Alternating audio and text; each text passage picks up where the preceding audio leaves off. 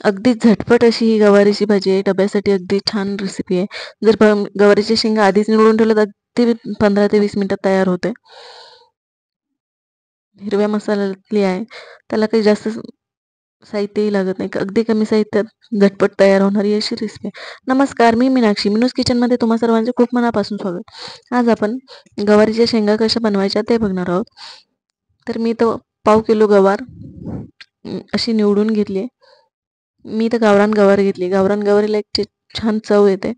त्यामुळे मी घेतली. आपण ती छान व्यवस्थित धुवून घेऊया.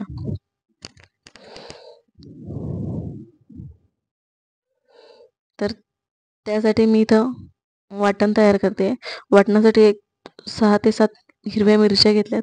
तुम्हाला किती तिखट हवं त्यानुसार तुम्ही कमी जास्त करू शकता. 8 ते 10 लसणाच्या पाकळ्या घेतल्यात.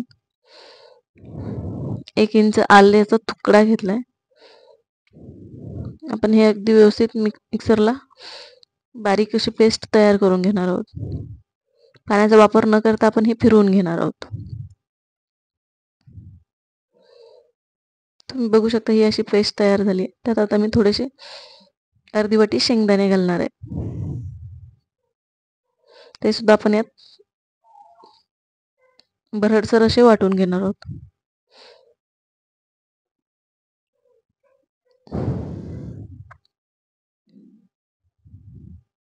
त्यात मी एका कडीत तेल घेतलंय. 1 चमचा तेल टाकले मी. तेल थोडंसं व्यवस्थित तापलं की त्यात मोहरी टाकूया. मोहरी अशी छान तडतडली पाहिजे म्हणजे ती दाताखाली टसटस लागत नाही. त्यात अर्धा चमचा जिरे टाकले. ते व्यवस्थित परतून घेऊया. आणि आपण जे वाटण तयार करून घेतलं हिरवं ते आपण त्यात टाकून घेऊया. असं भरडसरच वाटून घेतलं होतं. त्यात आपण अर्धा चमचा हळद टाकून घेऊया आणि ती व्यवस्थित परतून घेऊ.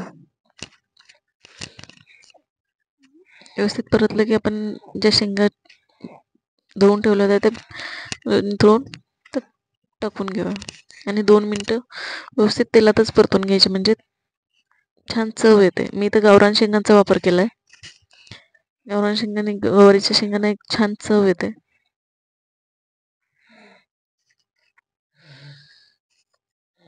अशा व्यवस्थित परतून घेतल्या.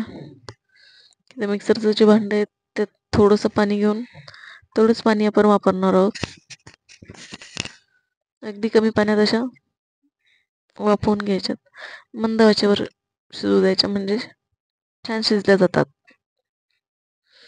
चवीपुरतं आपण त्यात आता मीठ टाकू आणि व्यवस्थित परतून घेऊया.